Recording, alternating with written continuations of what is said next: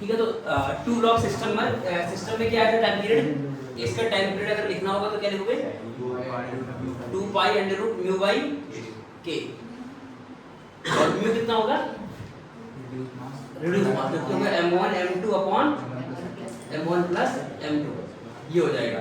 और इसका अगर तुम्हें क्या निकालना है एम्पलीट्यूड निकालना है, तो ये जो सरफेस है वो स्मूथ सरफेस पे रखा हुआ, कहाँ रखा हुआ ये स्मूथ सरफेस पर, और स्मूथ सरफेस पर नेट फोर्स क्या होता है 0 होता है। और ये स्टार्टिंग में अगर मान लो रेस्ट में था तो बाद में क्या रहेगा रेस्ट में रहेगा, तो इसलिए इसके सेंटर ऑफ मास की पोजीशन में चेंज नहीं होगा। तो डेल्टा एक्सीएम क्या कर दो 0 कर दो, और डेल्टा एक्सीएम 0 कर दोगे तो बोलो सर डेल्टा एक्सीएम जो होता था वो हमने बताया डेल्टा एक्सीएम का जो फार्मूला होता था m1 x1 plus m2 x2 upon m1 plus m2 होगा, और डेल्टा एक्सीएम क्या कर दोगे 0 कर दोगे। ठीक है, तो यहाँ से जो आएगा रिलेशन, और देखो एक इधर गया एक इधर गया, तो मतलब सिंपल आ जाएगा m1 x1 plus m2 x2, ठीक है ना, ये आ जाएगा m1, यहाँ डेल्टा आ जाएगा ना डेल्टा x1 और यहाँ पर डेल्टा x2, तो ये आ जाएगा m1 delta x1 equal to m2 delta x2।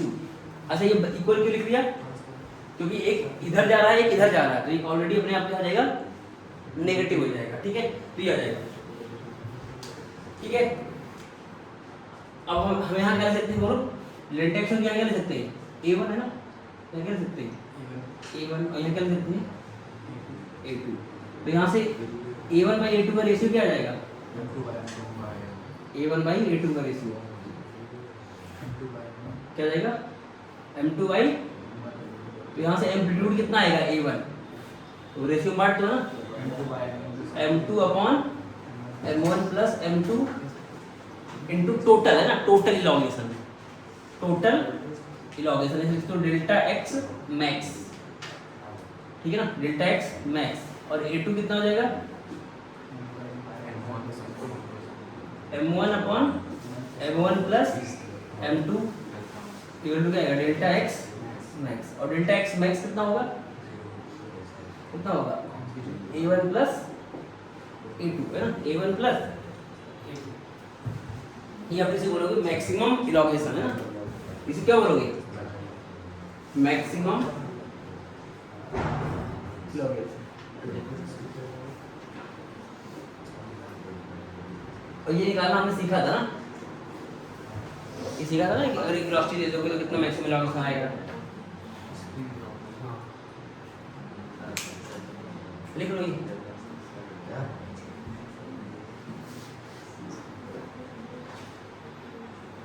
फिर इसकी बात करते हैं, तो इसमें डायरेक्ट वैल्यू दे रहा हूँ, डायरेक्ट क्या हो जाएगा टाइम पीरियड, इसका टाइम पीरियड क्या हो जाएगा इस वाले का टाइम पीरियड पहला तो ये 2 pi under root mu by K. ठीक है, दूसरा क्या निकालना है total energy stored in position PQ, तो PQ पोजीशन पे जब जाया जाएगा ना PQ पोजीशन पर ध्यान दो, यहाँ पहले था ये दोनों यहाँ थे, अब दोनों को ऐसे करके ऐसे कर दिया तो स्प्रिंग दब गई, ध्यान दो स्प्रिंग क्या हो गई यहाँ पे स्प्रिंग क्या हो गई दब गई नहीं वाली, तो कितनी दब गई, तो मान लेते हैं ये दब गई y1 और ये दब गई कितनी y2, और हमें पता है y1 y2 क्या होगा इक्वल होगा, देखो ना इधर से कितना दबा y1, इधर कितना दबा, अब देखो ये आर्क बन रहा है ना, ये क्या बन रहा है आर्क, तो यहाँ से दूसरे के लिए क्या ले सकते हो कि हमें पता है एंगल इक्वल टू क्या होता है आर्क बाई रेडियस, ठीक है ना, तो y1 बराबर y2 हो जाएगा, और कितना हो जाएगा r थीटा हो जाएगा, कितना हो जाएगा, अब मान लेते हैं इसकी रेडियस कुछ है r है ना, रेडियस क्या मान लेते हैं r है, यहाँ क्या जाएगा r into theta, r into theta, theta कितना हो जाएगा पाई बाई 6, तो y1 y2 आ गया, तो हमें पता है स्प्रिंग की एनर्जी जो होती है वो कितनी होती है हाफ kh², तो हाफ क्या हो जाएगा k y1 स्क्वायर, और वो भी सेम ही है तो 2 कर दो बोलो, और y1 हमें पता ही है तो ये 2 कट जाएगा तो क्या जाएगा k y1 स्क्वायर, और y1 कितना है यही, तो कितना हो जाएगा पाई r बाई 6 का होल स्क्वायर, तो इतनी एनर्जी स्टोर हो जाएगी।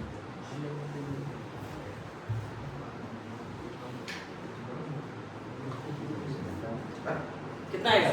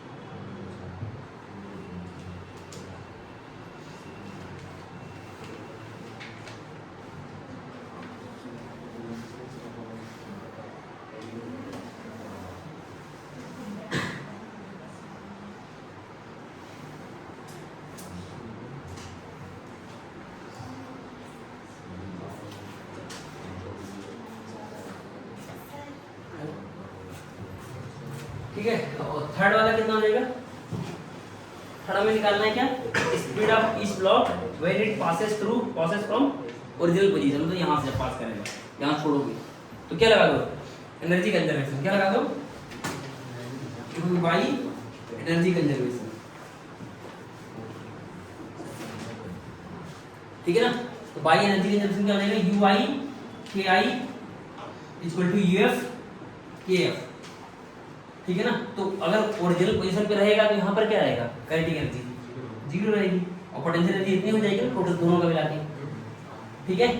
तो यहाँ लिखते ना k into pi R by 6 का होल स्क्वायर, और फाइनल पोटेंशियल एनर्जी कितनी हो जाएगी, कितनी हो जाएगी, जीरो हो जाएगी ना, क्योंकि नेचुरलिस्ट मतलब नेचुरल में आ जाएगा। और ये कितना देगा, हाफ एम बी स्क्वायर ना, हाफ एम बी स्क्वायर, लेकिन ऐसे कितने हैं, दो है तो यहाँ से बी आ जाएगा ना, समझ गए कि नहीं ये चीज। अरे यू आई के I equal to U F के एफ, तो यू आई कितना हो जाएगा, यही वाला पूरा, और काइनेटिक एनर्जी स्टार्टिंग में क्या हो जाएगा, जीरो। अब जब फाइनल पे आएगा तो स्ट्रिंग खींची नहीं रहेगी तो ये जीरो हो जाएगा, और काइनेटिक एनर्जी कितनी होगी, हाफ एम बी स्क्वायर। लेकिन ऐसे दो सिस्टम है, मतलब दो ब्लॉक है तो दो मल्टीप्लाई कर दो,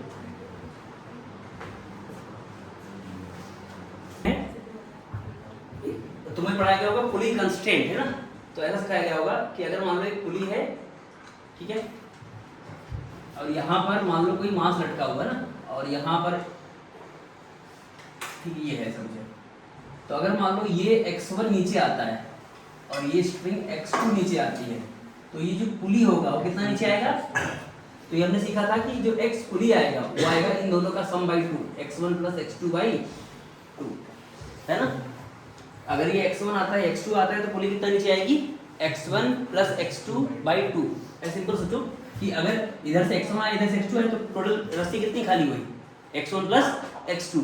अब सोचो अगर पुली को नीचे आना है तो पुली इधर से भी उतनी जगह चाहिए, इधर भी उतनी जगह चाहिए, और खाली कितना हुआ, x1 प्लस x2, तो इसीलिए इनर्जी कितना आएगा, x1 प्लस x2 बाई 2 आएगा, है ना।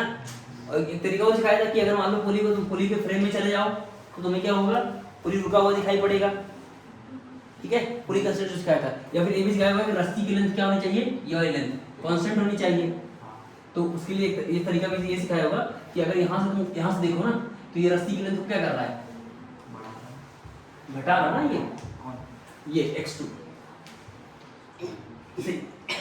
इस पॉइंट पे हो ना, इस पॉइंट पर, तो ये रस्सी की लेंथ क्या करेगा, इधर बढ़ाएगा, उधर से अगर मान लो यहाँ पर मान लो फिक्स, यहाँ पर ठीक है मूविंग पुली है ना, तो यहाँ पर क्या करेगा, बढ़ाएगा, और इधर ये भी क्या करेगा, बढ़ाएगा, तो ये क्या करेगा, घटाएगा, तो क्या लिखेंगे, हाँ तो ये जो बढ़ाएगा उसमें हम क्या लिखेंगे, गड़बड़ हो जाएगा, ऐसे करके ऐसे है ना, ये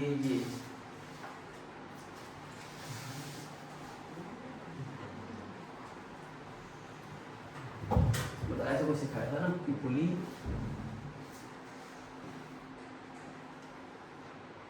और ये कि अगर ये x1 से नीचे जाए और ये x2 से नीचे जाए तो ये कुछ xp से नीचे आएगा, तो xp कितना आया था, x1 प्लस x2 बाई 2 आया था। कैसे प्रूव करते थे इसको, देखो हाँ जैसे यहाँ से देखो ये रस्सी सेम होनी चाहिए ना, अब देखो ध्यान से ये नीचे जा रहा है तो ये क्या करेगा, रस्सी को बढ़ाएगा। अच्छा ये पॉइंट तो बोलो सर ये xp से नीचे जा रहा है तो ये पॉइंट किधर जाएगा, xp से नीचे जाएगा, तो ये पॉइंट क्या करेगा, रस्सी को घटाएगा, ये पॉइंट रस्सी क्या करेगा, घटाएगा, ये क्या करेगा, बढ़ाएगा, इक्वल टू 0।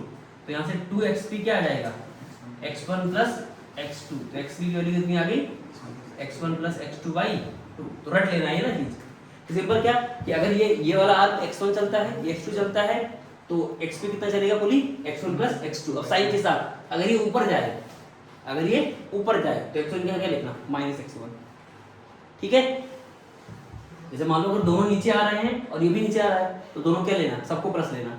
अगर एक मान लो ये नीचे आ रहा है, ये ऊपर जा रहा है, तो अगर इसको प्लस दिया तो इसको क्या लोगे, माइनस लोगे, है ना, ये बताया था, ठीक है। तो ये कॉन्सेप्ट ध्यान रखना है। अब इससे रिलेटेड क्वेश्चंस करेंगे ना बहुत सारे। अब जैसे मान लो कोई अगर कोई पुली फिक्स हो जाए, जैसे ये चीज हो जाए, जैसे ये चीज बनाओ, जैसे मान लो ऐसे लेता हूँ,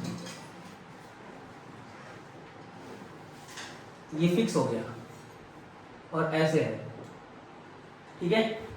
अब मानते हैं ये आया x1, तो ये नीचे कितना आएगा, xp मान लो नीचे आएगा, तो xp कितना होगा, तो xp कितना हो जाएगा, तो उसका वो होता है x1 प्लस x2/2, लेकिन ये तो बना हुआ है तो ये नहीं चल रहा है, तो ये क्या हो जाएगी 0, तो इसलिए xp कितना हो जाएगा x1/2 हो जाएगा, ठीक है ना। इसका मतलब कि अगर ये x1 जाएगा तो पुली कितना नीचे आएगा, x1/2 आएगा, क्योंकि ये बना हुआ है, ठीक है। ये सब तुम्हें पढ़ाया होगा न्यूटन्स लॉ ऑफ क्या, हाँ ये सब पढ़ाया होगा न्यूटन्स लॉ ऑफ मोशन में, ठीक है ना। तो जो हमने पुली कंस्टेंट पढ़ा उसी के बेसिस पर हम पढ़ेंगे calculation of time period in moving pulley, है ना। तो ये दो क्वेश्चंस हैं, और ये पुली जो है वो आइडियल पुली है, मतलब मासलेस और फ्रिक्शनलेस है, तो हमें क्या बताना है, इस ब्लॉक का टाइम पीरियड बताना है, ठीक है ना। तो इसको निकालने के दो मेथड हैं, एक होता है डायरेक्ट मेथड और एक होता है कि मतलब तुम बेसिक से करो,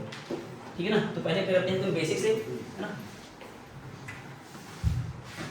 पहले सॉल्व करते हैं एकदम बेसिक से, है ना। तो इसका इक्विलिब्रियम क्या है, यही है। तो सबसे पहले लिखेंगे क्या, मीन क्या है, मीन पोजीशन फोर्स रिलेशन। तो ये देखो यहाँ पर टेंशन मान लेते हैं कितना है, T है, और यहाँ क्या लग रहा होगा, mg है। तो इक्वेशन क्या लिखेंगे, तो जो हमने पहले पढ़ा था ना, ये मेथड 1 पढ़ रहे हैं जो कि बेसिक वाला मेथड 1। तो हम सबसे पहले क्या लिखेंगे, मीन पोजीशन फोर्स रिलेशन। तो क्या आएगा, तो T बराबर mg। तो यहाँ क्या लिखेंगे, T इक्वल टू mg, अगर इसका एक्टिविटी देखें ना, तो T इक्वल टू क्या हो जाएगा, mg, ठीक है। और क्या लिखेंगे, अगर तुम स्प्रिंग की बात करो ना, स्प्रिंग यहाँ पे है, तो अगर ये हमारा आ गया ब्लॉक का, अगर स्प्रिंग देखें तो स्प्रिंग ऐसा है ना, ये वाला स्प्रिंग, ठीक है ना। तो ऊपर क्या लग रहा होगा स्प्रिंग में, ऐसे T लग रहा होगा, और स्प्रिंग फोर्स कितना लग रहा होगा, नीचे लग रहा होगा, ठीक है ना। और स्प्रिंग कुछ मान लेते हैं x0 खींच गई होगी, तो स्प्रिंग फोर्स कितना हो जाएगा, k x0। तो यहाँ से T की वैल्यू किसके बराबर होगी, k x0 के, है ना, किसके बराबर होगी, k x0 की। ये दोनों बराबर होंगे, तो यहाँ से मुझे क्या समझ में आया कि mg किसके बराबर है, k x0 के, mg किसके बराबर है, k x0 के, ठीक है।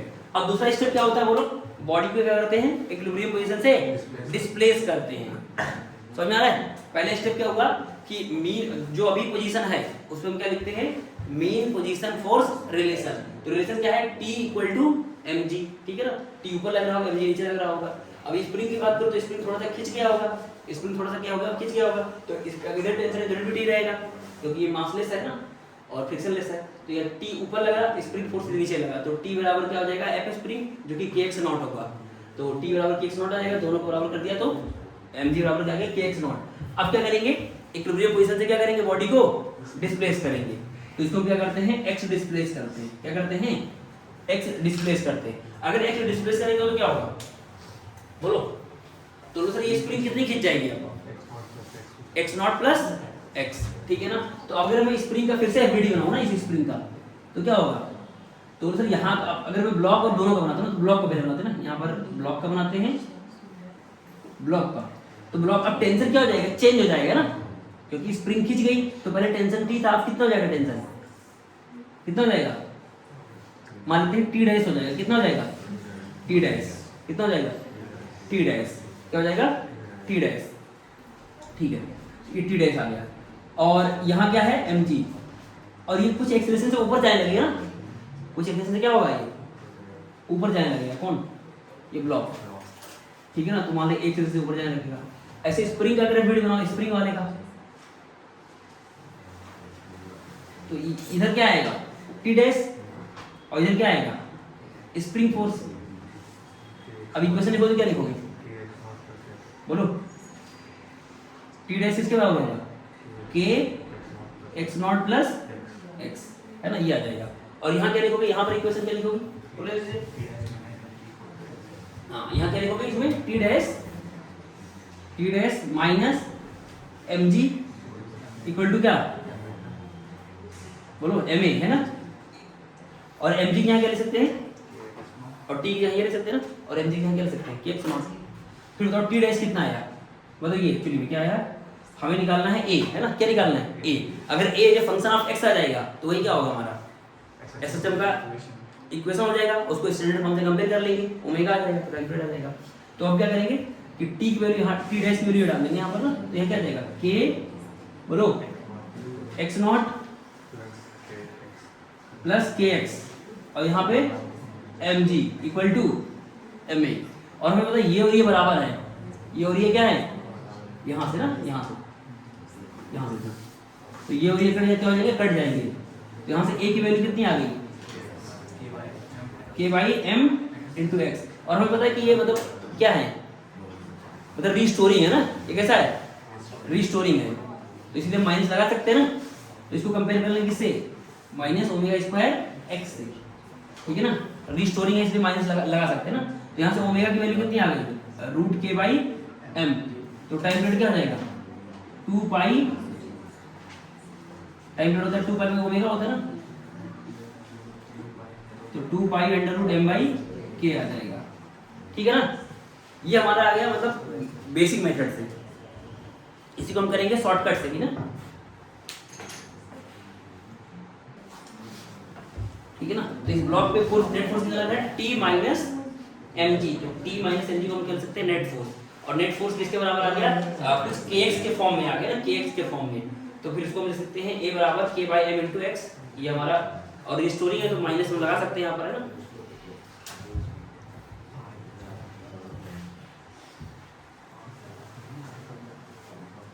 ठीक है। तो ये हो गया मेथड 2, अब है शॉर्टकट मेथड है ना, डायरेक्ट मेथड।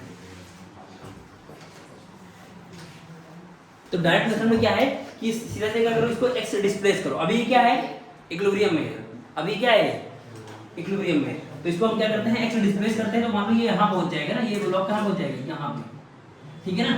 तो इस ब्लॉक पे जो ऊपर की तरफ एक्स्ट्रा फोर्स लगेगा वही क्या होगा रीस्टोरिंग फोर्स, तो जो ना इसको मैं x लेके आ गया, अभी क्या था अभी इक्विलिब्रियम था यहाँ पर, इसको मैं x लेके आया, तो इसके ऊपर क्या लगेगा एक एक्स्ट्रा फोर्स लगेगा जो कि रीस्टोरिंग फोर्स होगा f, रीस्टोरिंग फोर्स क्या होगा F के बराबर होगा, ठीक है ना। तो अब ये स्प्रिंग कितनी खींच गई होगी x खींच गई होगी ना, x खींच गई होगी, अरे अब पहले तो x नॉट खींची थी, अब जब तुम इसको x खींचे तो अभी कितना एक्स्ट्रा खींच गया होगा x खींच गया होगा, तो रीस्टोरिंग फोर्स कितना होगा जितना स्प्रिंग फोर्स होगा, मतलब स्प्रिंग फोर्स कितना है, तो अगर मान लो यहाँ की बात करोगे यहाँ पर है ना, तो यहाँ पर देखो यहाँ पर जो यहाँ पर फोर्स कितना है F आया, इधर इसमें कितना है इसमें F, तो यहाँ भी कितना है F, और वो किसके बराबर होगा स्प्रिंग फोर्स के बराबर होगा, तो इसलिए F किसके बराबर होगा F स्प्रिंग जो कि एक्स्ट्रा फोर्स होगा, ठीक है ना, और F किसके बराबर हो जाएगा K इंटू एक्स के, और ये रीस्टोरिंग है, क्या है ये रीस्टोरिंग, तो ये रीस्टोरिंग फोर्स यही आ गया, यानी F बराबर क्या आ गया माइनस के एक्स आ गया, तो इसको लिखते हैं m इंटू ए माइनस के एक्स, तो आ जाएगा क्या माइनस का k by m into x, तो इसीलिए टाइम पीरियड क्या हो जाएगा ओमेगा स्क्वायर बन जाएगा, तो टाइम पीरियड क्या हो जाएगा 2 पाई बाई ओमेगा, तो ये जल्दी खस्ते आ जाएगा ना, ठीक है ना। अब ये वाला करते हैं ना, ये वाला पहले बेसिक मेथड से करो, फिर अरे सिंपल है, इसको देखो अभी इक्विलिब्रियम था, अब इसको मैंने क्या किया x खींच दिया, इसको क्या किया x खींचा, तो इस पे ऊपर की तरफ क्या लगाया रीस्टोरिंग फोर्स लगा, उसका नाम क्या रखा F, क्या नाम रखा, उसी का नाम पहले क्या था T डैश था, अभी क्या नाम दिया एक्स्ट्रा फोर्स F डैश, मतलब F रख दिया। अब सोचो अगर ये F इस पे लग रहा है तो इसका मतलब यहाँ भी क्या लगेगा F लगेगा, तो ये F किसके बराबर होगा स्प्रिंग फोर्स के, तो इसका मतलब एक्स्ट्रा फोर्स किसके बराबर हो जाएगा kx के, स्प्रिंग फोर्स क्या है k इंटू एक्स, ठीक है। मतलब पहले स्टार्टिंग में सुना जाते जो तुम्हारा x नॉट ही खींचा था उसको कौन बैलेंस कर रहा होगा mg बैलेंस कर रहा होगा, जैसे mg को नीचे है तो mg की x नॉट के बराबर हो गया, लेकिन जो एक्स्ट्रा फोर्स आया ये F वो किसके बराबर होगा kx के, जो अगला खींचेगा x जो कि रीस्टोरिंग फोर्स के बराबर होगा, ठीक है ना। तो ये जल्दी करने का मेथड है। अब सुनना इसी का इसको ये वाले मेथड से करते हैं, इस वाले को ना पहले बेसिक से करते हैं मेथड वाला, बोलो क्या करेंगे, पहले क्या लिखोगे मीन फोर्स रिलेशन, ध्यान दो कैसे लिखोगे इसको, तो देखो यहाँ टेंशन मान लो क्या, यहाँ टेंशन मान लो T, तो यहाँ भी क्या होगा T, तो यहाँ क्या हो जाएगा 2T, अरे बोलो यहाँ T तो यहाँ क्या हो जाएगा 2T, तो 2T किधर लगेगा नीचे, तो स्प्रिंग फोर्स किससे हो जाएगा 2T के, यानी अगर मान लेते हैं ये अभी x नॉट खींचा है ना, तो किसके बराबर हो जाएगा बोलो ये 2t बराबर क्या हो जाएगा 2t स्प्रिंग फोर्स के बराबर हो जाएगा। ठीक है, अब सुनना ध्यान से, अगर ये x नॉट खींचेगा तो वो कितना खींचेगा x नॉट बाई 2। अरे बोला था ना यार कि अगर वो x ये वाला अगर x खिसकेगा तो ये कितना खिसकेगा, अगर तुम्हें बता हुआ है x नॉट बाई 2 आएगा। अच्छा 2t किसके बराबर आ गया f स्प्रिंग के, समझ में आ रहा है 2t किसके आ गया f स्प्रिंग के। अच्छा यहाँ पर t किसके बराबर है mg के, t किसके बराबर है mg के, समझ में आ रहा है कि नहीं चीज, ध्यान दो, यहाँ t किसके बराबर है mg के, तो यहाँ t किसके बराबर है mg के। अगर ये x नॉट खींचेगा तो कितना खींचेगा x नॉट बाई 2। तो यहाँ से मुझे क्या समझ में आया, यहाँ से बोलो ये t किसके बराबर है, बोलो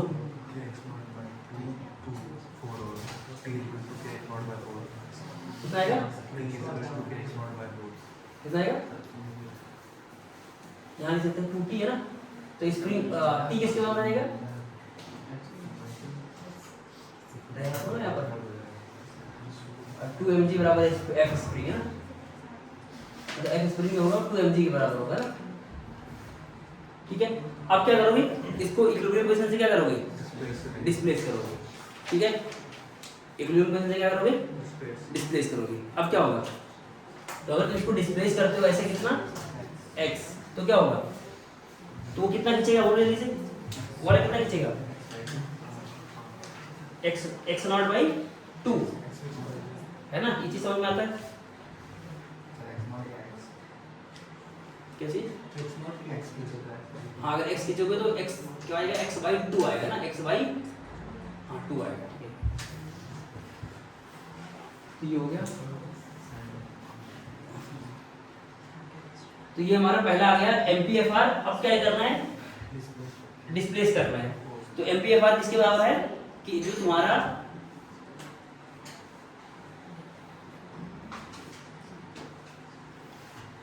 ये मान लेते हैं x नॉट, पहले मान लेते हैं स्प्रिंग कितनी खींची थी, मान लेते हैं पहले स्प्रिंग कितनी खींची थी x नॉट खींची, तो ये x नॉट के बराबर हो जाएगा ना, ये मान लो इक्वेशन नंबर आ गया, ये MPFR हो गया MPFR। अब क्या करते हैं, अब इसको खींचते हैं ना, x खींचेंगे तो कितना खींचेगा, ये कितना खींचेगा x बाई 2। अब फिर से लिखो, अब इस पे अगर इस ब्लॉक पे नेट फोर्स लिखो तो क्या आएगा t डैश या फिर f डैश बोल सकते हो इसको, t डैश, ठीक है, और इधर क्या आएगा mg t डैश है ना, और इसका एक्सटेंशन किधर होगा ऊपर होगा, और स्प्रिंग पे क्या लिखोगे, स्प्रिंग पे क्या लिखोगे, तो बोलो सर इधर क्या लगेगा f स्प्रिंग, और इधर क्या आएगा 2t डैश है ना, ठीक है ना, तो 2t डैश किसके बराबर हो जाएगा f स्प्रिंग के। अब f स्प्रिंग किसके बराबर होगा, f स्प्रिंग किसके बराबर होगा k x not plus x by 2 है ना, और यहाँ क्या लिखोगे t डैश माइनस mg, जो कि यही क्या होगा नेट फोर्स होगा इक्वल टू ma। अब t डैश की वैल्यू हटा दो और mg रख दो, a निकाल लो जल्दी से, फटाफट निकालो।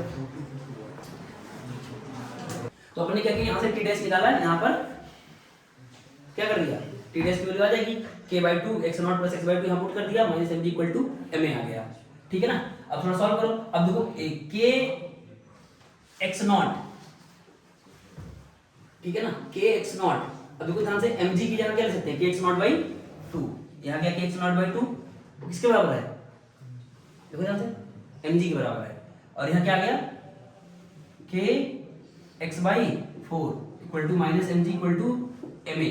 अच्छा ये और ये क्या हो जाएगा कट जाएगा है ना, यहाँ से ध्यान देखो ना, यहाँ से mg की वैल्यू कितनी आ गई k x नॉट बाई 2 है ना, तो यहाँ से ये कट जाएगा, तो यहाँ से a कितना आ गया, a बोलो a कितना आ गया k by 4m into x, ठीक है ना, तो ये हमारा क्या बन गया ओमेगा स्क्वायर, तो ओमेगा स्क्वायर की वैल्यू कितनी आ गई k बाई 4m, तो तो टाइम पीरियड क्या हो जाएगा 2 पाई बाई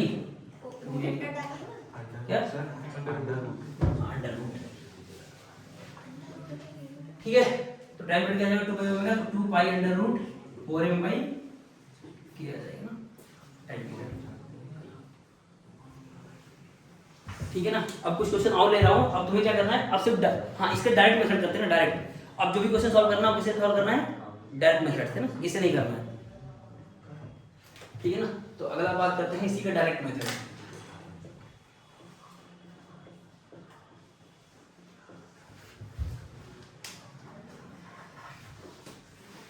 ठीक है, तो डायरेक्ट मेथड हम जल्दी से कर सकते हैं ना, मतलब बाकी कैलकुलेशन मन में हो जाएगा।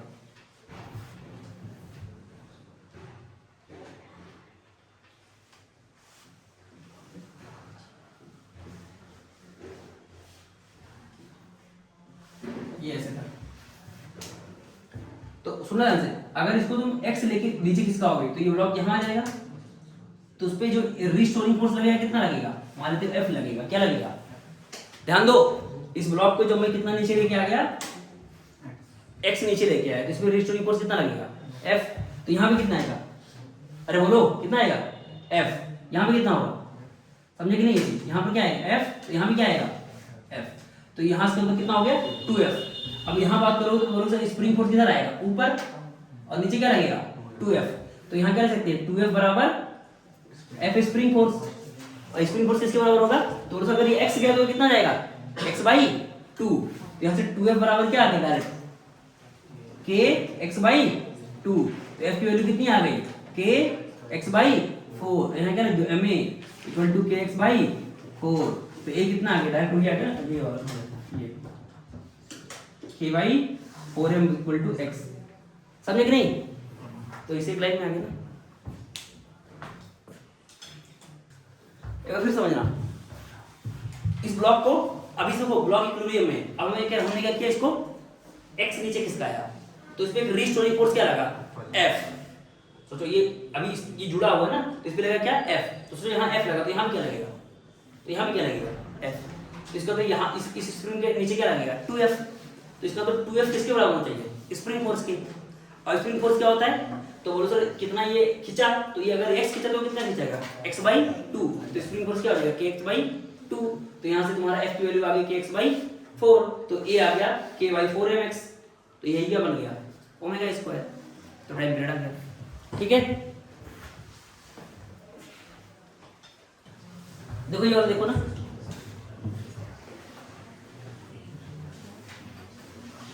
कैसे करोगे, तो हम क्या करेंगे, इसको x डिस्प्लेस करेंगे, ध्यान देना, इसको क्या करेंगे x डिस्प्लेस करेंगे।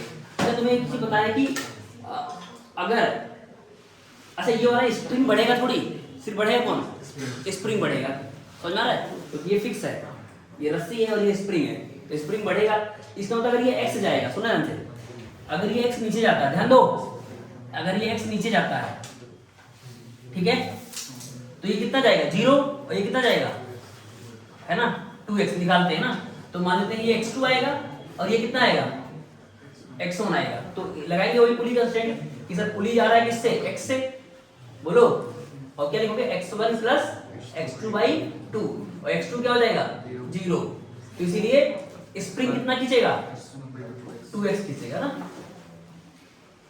समझे कि नहीं, यानी स्प्रिंग में लॉगरिथम कितना आएगा 2x आएगा। अब क्या करोगे, अब बोलो से इस पे रिस्टोरिंग फोर्स निकालेंगे, किस पे, इस पे, तो सोचो अगर ये x नीचे गया, ये ब्लॉक क्या गया x नीचे गया, तो इस पे रिस्टोरिंग फोर्स क्या आएगा, तो बोलो सर F आएगा, अरे समझ में आ रहा है, तो सोचो अगर यहाँ F, यहाँ भी क्या होगा F, तो यहाँ कितना आएगा F बाई 2, यहाँ भी क्या आएगा पक्का ना, तो यहाँ क्या आएगा F बाई 2, तो यहाँ भी क्या आएगा, तो स्प्रिंग फोर्स कितना आएगा, यानी स्प्रिंग फोर्स किसको बैलेंस करेगा F बाई 2 को, तो इसीलिए रिस्टोरिंग फोर्स निकालने के लिए क्या लिखेंगे F बाई 2 बराबर F स्प्रिंग, बोलो पक्का।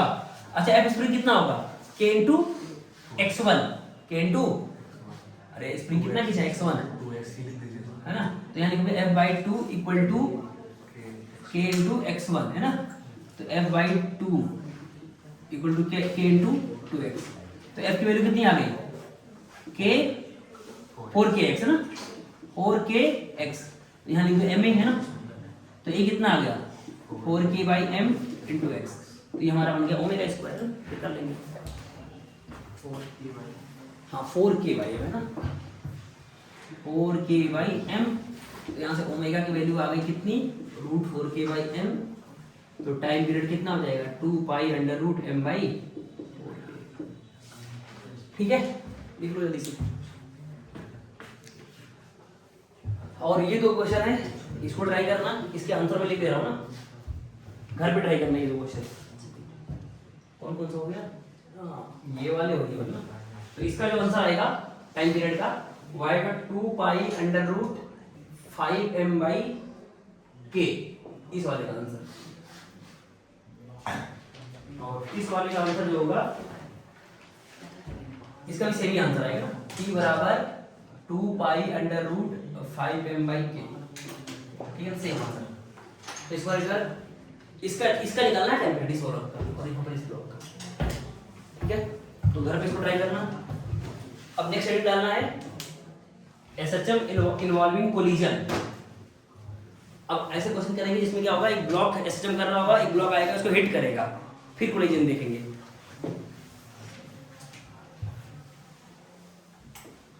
SHM बना लोगे ना जल्दी से, ये लिख लो और ये दो क्वेश्चन होमवर्क है ना। टाइम नहीं है, टाइम गड़बड़ हो जाएगा।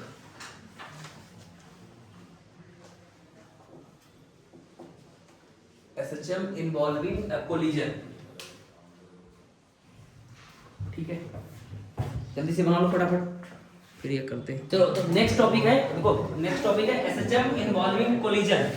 SHM इन्वॉल्विंग कोलिजन, तो क्या होगा कि कोई पार्टिकल SHM कर रहा होगा, तो वहां पर क्या आएगा, एक अलग पार्टिकल उसको स्टिक करेगा, मतलब हिट करेगा, या तो चिपक जाएगा।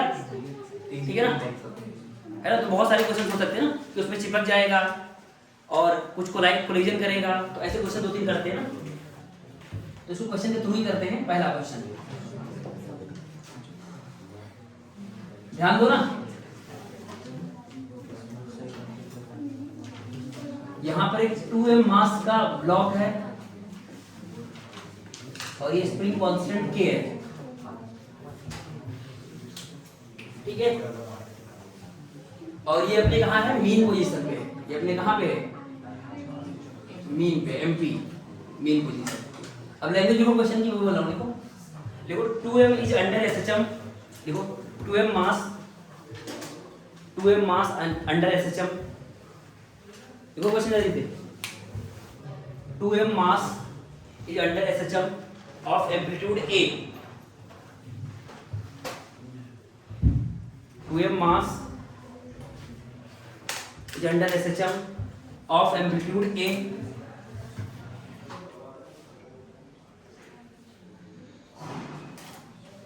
लिखा, when 2m passes through mean position, when 2m passes through mean position, when 2m passes through mean position, another block mass m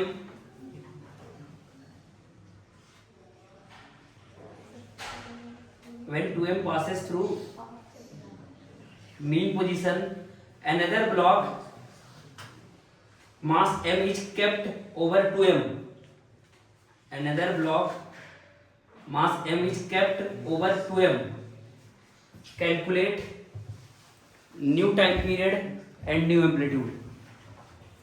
Calculate new time period and new amplitude.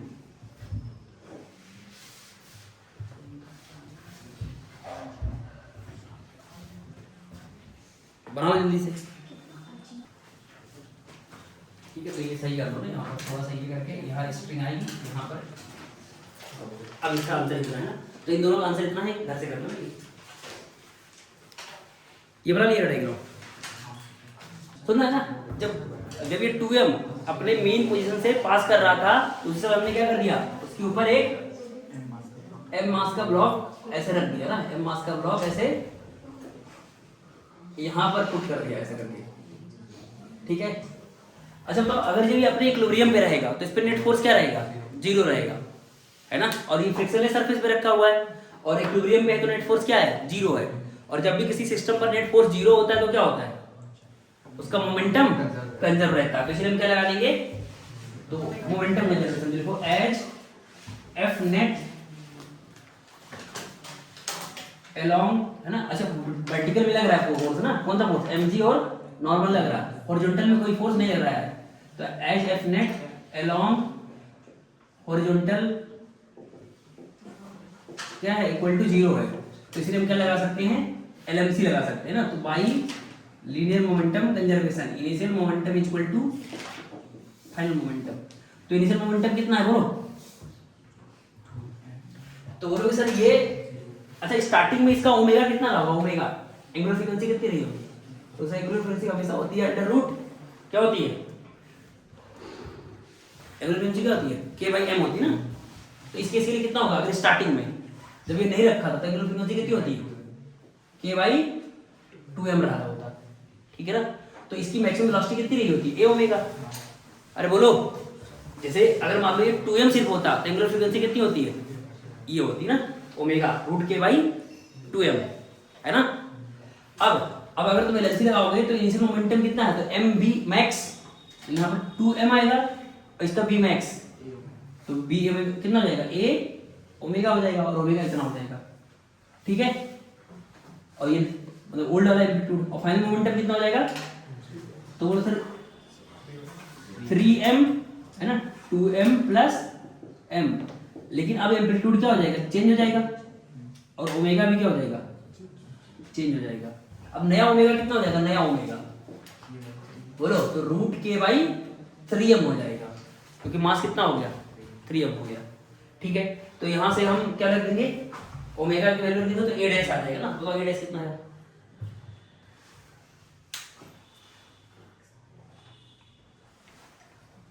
ठीक है। तो नया टाइम पीरियड तो यहां से निकाल लेंगे ना, जैसे हमें निकालना है यहां से, तो a डैश आ जाएगा और नया टाइम पीरियड कितना हो जाएगा, t न्यू कितना हो जाएगा, 2 पाई ओमेगा डैश, तो कितना आ जाएगा 2 पाई अंडर रूट 3m/k। लेकिन पहले के लिए अगर तुम्हें एम्पलीट्यूड नहीं निकालना है तो यहां से निकाल सकते हो ना, बोलो, तो आ जाएगा 2m a omega equal to 3m a omega omega dash. तो m से m कैंसिल हो जाएगा, तो यहां से हमारा a डैश की वैल्यू आ जाएगी ना, कितनी आ जाएगी, 2a omega by omega dash, और ओमेगा हमें पता है, ओमेगा डैश पता है, तो कितना आ जाएगा a डैश, बोलो a डैश, ठीक है ना। तो a डैश सॉल्व करोगे तो आएगा रूट, तो ओमेगा ओमेगा डैश वैल्यू रख दो ना सीधे, रूट 2/3 है ना, ये आ जाएगा। अरे ओमेगा और ओमेगा डैश की वैल्यू पुट कर दो ना तो आ जाएगी, ठीक है। नेक्स्ट देखते हैं अगला क्वेश्चन, लिख लो जल्दी से ना, अगला क्वेश्चन करते हैं फिर, ठीक है। तो a डैश की वैल्यू आ गई, और ये मतलब ओमेगा और ओमेगा डैश की वैल्यू यहाँ से पुट करना और सॉल्व करना, तो a डैश की वैल्यू आ जाएगी रूट 2/3a, ठीक है ना। अगला क्वेश्चन लेते हैं, ये लिख दिया कि नहीं,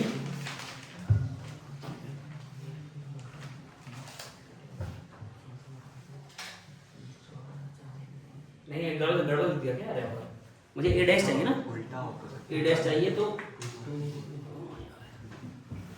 a डैश चाहिए तो क्या जाएगा यहाँ पर, 2a ओमेगा बाई 3, बस 3 आ जाएगा ना, 3 ओमेगा डैश, ये आ जाएगा। अब सही है ना,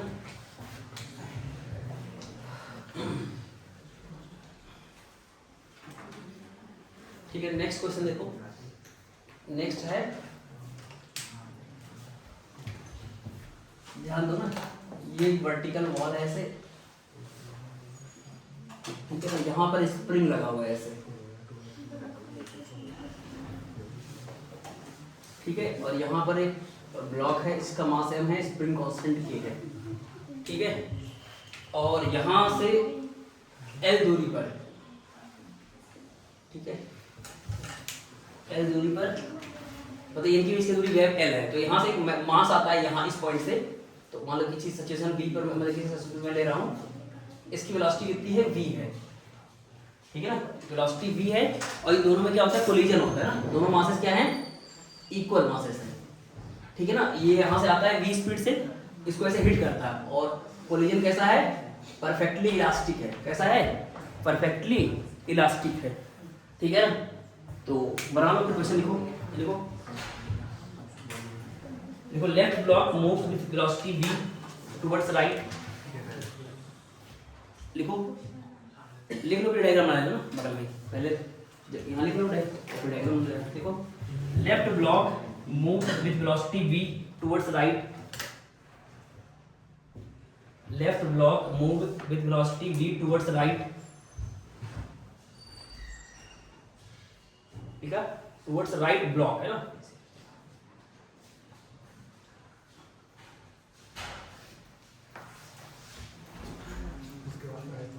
ठीक है, टुवर्ड्स राइट ब्लॉक, ठीक है।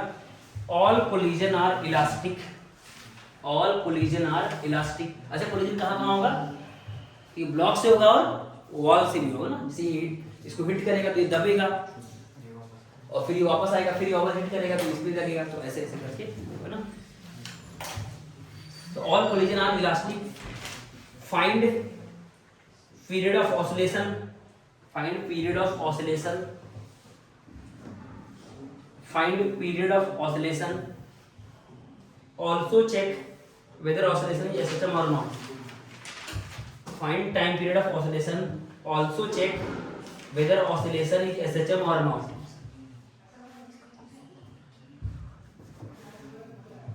oscillation is SHM or not। जल्दी डायग्राम बनाओ, फिर बात करते हैं ना इसको। तो हमें चीज बताया कि सुना है, अच्छा ये मासेस क्या है, ध्यान दो, अगर ये मासेस इक्वल हैं तो कोलिजन के बाद क्या होगा, ध्यान दो, अगर दो मासेस इक्वल होते हैं और कोलिजन इलास्टिक होता है, परफेक्ट इलास्टिक, तो क्या होता है, कोलिजन जैसे होगा तो ये रुक जाएगा, वो चलने लगेगा। अरे पढ़ा था ना कि अगर दो मासेस इक्वल हो और कोलिजन कैसा हो, परफेक्टली इलास्टिक, तो वेलोसिटी इंटरचेंज हो जाती है, पढ़ा था। अगर दो मासेस हैं, उनकी दो मासेस के, दोनों मासेस के वैल्यूज क्या है, सेम है, तो वेलोसिटी क्या होती है, इंटरचेंज हो जाती है। अगर कोलिजन कैसा हो, परफेक्टली इलास्टिक हो, तो सोचो जब ये आएगा यहाँ से आएगा तो क्या होगा, तो इसको हिट करेगा तो ये रुक जाएगा ये वाला और ये चलना स्टार्ट कर देगा, कितने स्पीड से, 20 स्पीड से, फिर ये जाएगा, फिर वापस आएगा, फिर ये ब्लॉक यहीं रखा होगा, वो उससे हिट करेगा तो ये फिर से रुक जाएगा, फिर ये 20 स्पीड से आएगा, फिर ये वॉल से कोलाइड करेगा, तो वॉल क्या करेगा, जितने स्पीड से हिट किया उतने स्पीड से वापस कर देगा, तो 20 से फिर से वापस आएगा, फिर से हिट करेगा, समझा रहा है। इसका मतलब ये जाएगा फिर वापस आएगा, फिर ये ब्लॉक जाएगा फिर वापस आएगा, तो इसका मतलब इसका आधा टाइम पीरियड और इसका आधा टाइम पीरियड मिला के टाइम पीरियड ऑफ ऑसिलेशन हो जाएगा, है ना। तो टाइम पीरियड ऑफ ऑसिलेशन कितना होगा, डायरेक्ट बोलो, तो बोलो sir time period of oscillation हो जाएगा, देखो ये L/V, यहाँ से यहाँ तक का समय कितना हो जाएगा, L/V, और यहाँ से यहाँ तक का L/V, तो कितना हो जाएगा, 2L/V, 2L/V, और इसका आधा टाइम पीरियड इस ब्लॉक का, है ना, इधर गया, तो T/2 कितना हो जाएगा, T/, समझ रहा है। अरे यहाँ से T/4, तो ऐसे लिखते हो 2 × T/4, तो इतना टाइम पीरियड हो जाएगा। अब 2L/V, ठीक है ना, तो T कितना हो जाएगा, T, तो 2π√m/k, तो इतना हो जाएगा टाइम पीरियड, है ना, ठीक है ना, इतना टाइम पीरियड ऑफ ऑसिलेशन हो जाएगा। अरे इसका यहाँ से L/V, फिर यहाँ से L/V, और इसका T/2, क्योंकि इधर गया फिर वापस आएगा, समझ गए। अब बोलोगे सर ये क्या है, पीरियोडिक मोशन तो है बट ऑसिलेटरी, मतलब ये बोल सकते हैं कि SHM नहीं एक्चुअली में, है ना, ये पीरियोडिक तो है, ये ऐसे गया, फिर रुक गया, और फिर अब ये गया ऐसे, ठीक है ना, तो ये पीरियोडिक मोशन है बट SHM नहीं है, यानी तो इट्स पीरियोडिक मोशन, है ना, periodic motion but not SHM।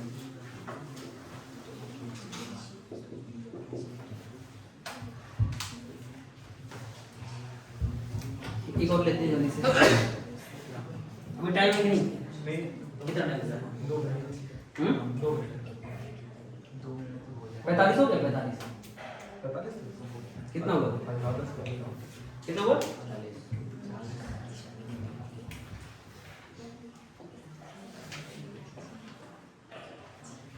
अब ध्यान दो ना,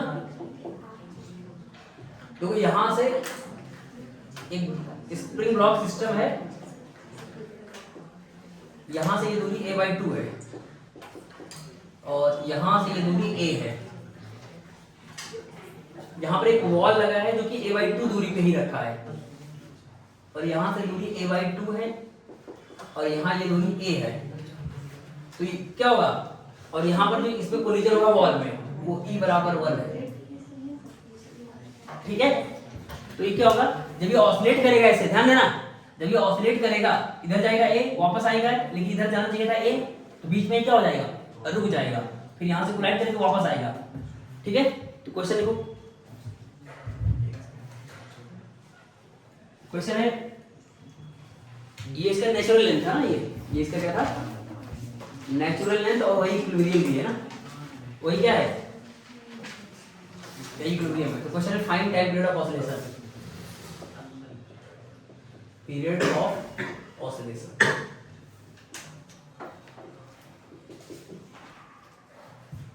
ठीक है, टाइम पीरियड ऑफ ऑसिलेशन।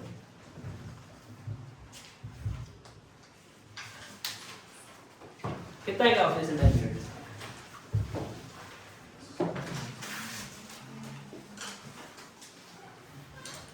बताओ।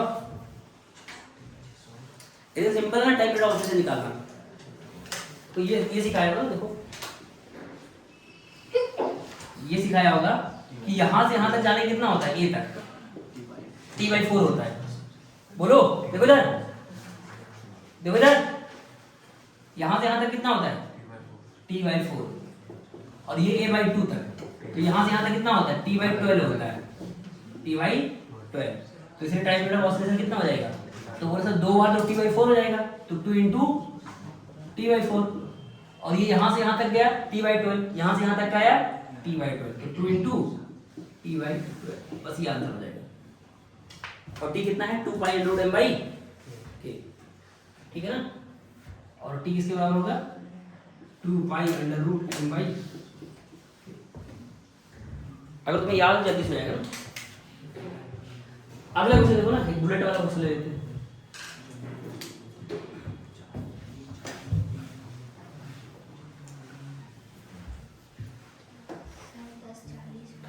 कोई बात नहीं ना, 11 बजे कर लेते हैं। कल फिर 8 बजे नहीं आएंगे, 8:30 बजे नहीं आएंगे। नहीं आओगे, छूटेगा, कोई नहीं आएगा, कोई नहीं आएगा, तो अकेले में पढ़ा लूंगा। बहुत खबर है।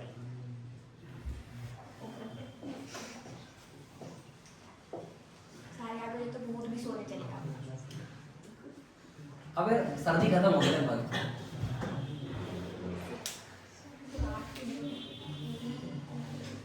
ध्यान देना, ये स्प्रिंग कांस्टेंट K है। अब ध्यान दो ना, यहां से एक बुलेट है, एक बुलेट है जिसका मास है m1 और ये v स्पीड से आ रहा है, और ये बुलेट है, ठीक है। एक बुलेट है जिसका मास कितना है, m1 है, और ये v स्पीड से आता है, इसमें आता है, इंसर्ट कर जाता है ना।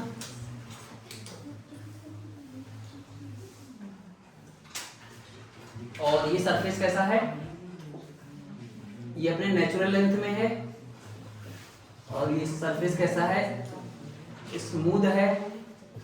तो क्वेश्चन है find time period t and amplitude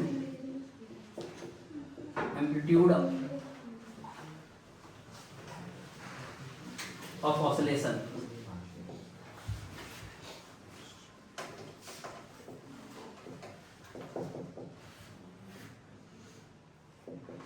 If bullet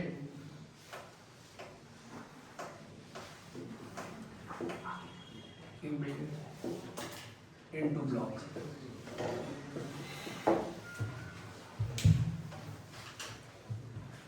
देख लो ये क्वेश्चन ले लीजिए। जब ये बुलेट इसको हिट करेगा तो मोमेंटम कंजर्व रहेगा। अगर मैं बोलूं पी सिस्टम का इज कंजर, बोलो ये क्वेश्चन मार्क। जब बुलेट इसको हिट करेगा तो क्या, ध्यान दो, जब बुलेट इसको हिट करेगा तो क्या मोमेंटम कंजर्व है, बोलो। अच्छा मोमेंटम कंजर्व क्या रहता है, जब कोई बाहरी फोर्स नहीं लगता। जब ये बुलेट इसको हिट करेगा तो क्या होगा, बोलो। तो बुलेट जिसे हिट करेगा तो क्या होगा, इस पे एक इंपल्स लगेगा ना अचानक से, बहुत तेजी से एकदम इंपल्सिव फोर्स लगेगा, ठीक है ना। तो स्प्रिंग फोर्स भी अचानक से आ जाएगा।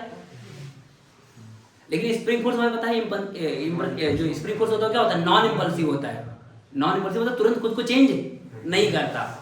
तो इसीलिए हम बोल सकते हैं कि स्प्रिंग फोर्स है तो सिस्टम पर, मतलब बाहरी फोर्स है, कौन सा है, स्प्रिंग फोर्स है। अच्छा यहाँ फ्रिक्शन भी होता तब भी मोमेंटम क्या रहता, कंजर्व रहता। क्यों, क्योंकि जो कोलिजन होता है वो क्या होता है, जो नॉर्मल होता है बहुत ज्यादा होता है, बहुत ज्यादा।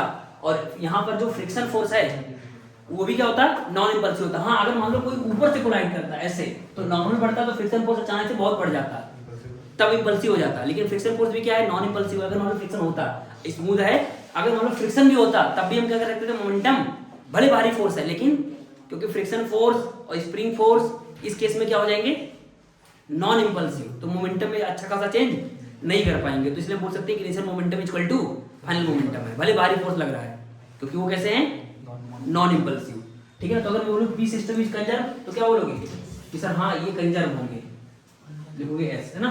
अब इसका रीजन क्या लिखोगे कि स्प्रिंग और ग्रेविटेशनल फोर्स कैसे होते हैं, नॉन इंपल्सिव। मतलब इसका रीजन लिख देना, spring and gravitational force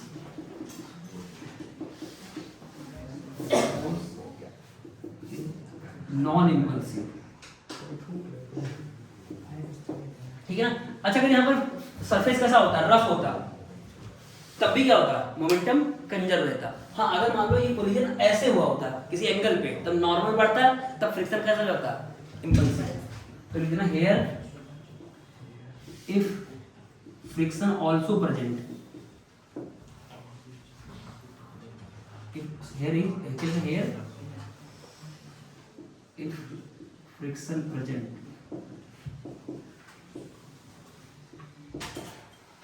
then P also conjure। क्यों रहेगा, क्योंकि फ्रिक्शन यहाँ पर क्या हो जाएगा, वो भी नॉन इंपल्सिव हो जाएगा, ठीक है। अच्छा बताओ क्या एनर्जी कंजर्व है, दूसरा, पहला पॉइंट ये हो गया। दूसरा अगर बोलूं क्या मैकेनिकल एनर्जी कंजर्व है, मैकेनिकल एनर्जी कंजर्व है, बोलो क्या मैकेनिकल एनर्जी कंजर्व है, तो क्या बोलोगे। तो सर कोलिजन कैसा हुआ, इलास्टिक इन इलास्टिक, तो सर बुलेट उसके अंदर घुस गया, तो इसका तो कोलिजन कैसा हुआ, इन इलास्टिक। तो इन इलास्टिक कोलिजन में क्या होता है, एनर्जी का सबसे ज्यादा लॉस होता है, तो एनर्जी कंजर्व नहीं। तो क्या लिखोगे, नो, क्योंकि कोलिजन कैसा है, इन इलास्टिक। क्या है, कोलिजन इज परफेक्टली इनइलास्टिक, है ना, क्योंकि बुलेट है उसके अंदर, ठीक है ना। और अगर कोलिजन क्या होता है, इलास्टिक होता है, तो एनर्जी का लॉस क्या होता है, सबसे ज्यादा होता है, ठीक है ना।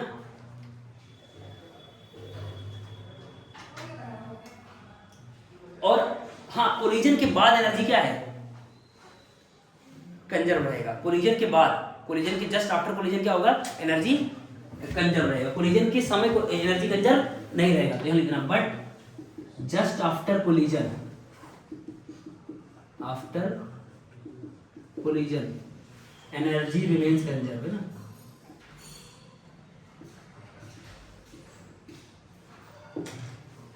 है ना, कोलिजन के बाद में एनर्जी कंजर्वेशन लगा सकते हैं ना।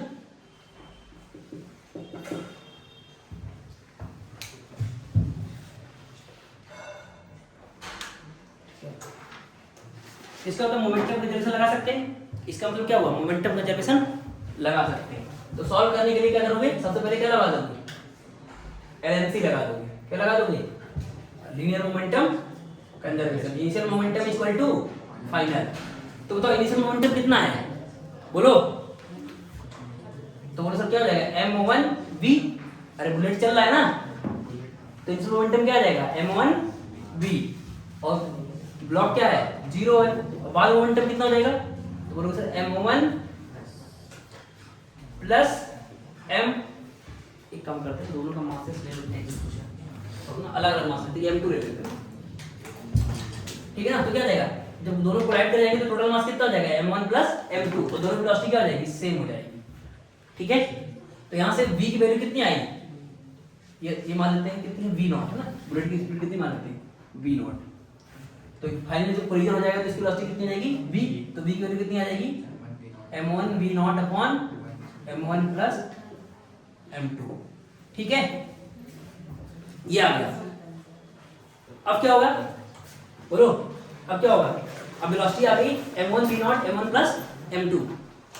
अच्छा ये बताओ ये इसकी क्या होगी, नेचुरल लेंथ पे मतलब इक्विलिब्रियम पे होगी, इक्विलिब्रियम वेलोसिटी होगी, और इक्विलिब्रियम वेलोसिटी क्या होती है, मैक्सिमम होती है, इक्विलिब्रियम वेलोसिटी क्या होती है, मैक्सिमम होती है, तो मैक्सिमम वेलोसिटी क्या होती है a ओमेगा। तो इसका तो नया एम्पलीट्यूड अगर निकालना होगा तो सर ओमेगा जो हो जाएगा, नया ओमेगा तो हो जाएगा रूट, बोलो root k by m1 plus m2 हो जाएगा, अरे नया ओमेगा, क्योंकि मास कितना होगा टोटल m1 प्लस m2, और ओमेगा क्या होता है रूट k बाई m, तो ये जाएगा ये, और मैक्सिमम वेलोसिटी कितनी जाएगी Vmax जो कि v के बराबर होगा, वो क्या होगा a डैश ओमेगा डैश, नया एम्पलीट्यूड और नया ये, तो इसको यहाँ क्या ले सकते हैं, इसके यहाँ क्या ले सकते हैं बोलो, a dash omega dash m1 v0 m1 plus m2।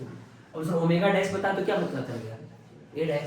अच्छा टाइम पीरियड भी निकाल सकते हो ना, टाइम पीरियड नया वाला क्या आ जाएगा 2 पाई बाई ओमेगा डैश, तो ये हमने टाइम पीरियड निकाल लिया और नया एम्पलीट्यूड भी निकाल लिया, समझ गए ना। तो नया एम्पलीट्यूड कितना आ जाएगा a डैश बराबर m1 v0 m1 plus m2 by omega dash ना, तो ओमेगा डैश कितना है ये, यहाँ क्या आ जाएगा under root m1 plus by के, थोड़ा सॉल्व कर लोगे तो सही आंसर आ जाएगा ना। तो ये हमारा क्या आ गया, नया एम्पलीट्यूड आ गया और नया ओमेगा, नहीं तो नया टाइम पीरियड आ गया, समझ गए कि नहीं। तो हमने क्या किया,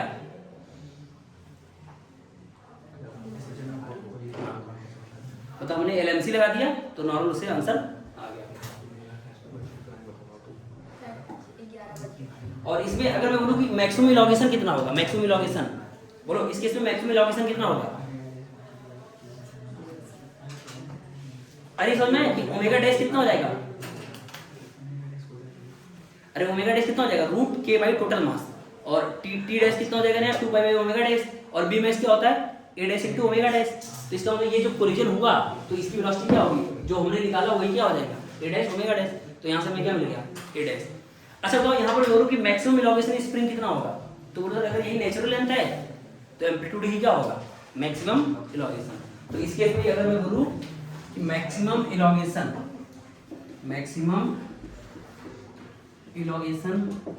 इन स्प्रिंग तो किसके बराबर हो जाएगा, a डैश के बराबर होगा, क्यों, क्योंकि वही नेचुरल लेंथ है, वही इक्विलिब्रियम पोजीशन है, तो यहाँ लिख देना as natural length equal to क्या है इक्विलिब्रियम पोजीशन, ठीक है।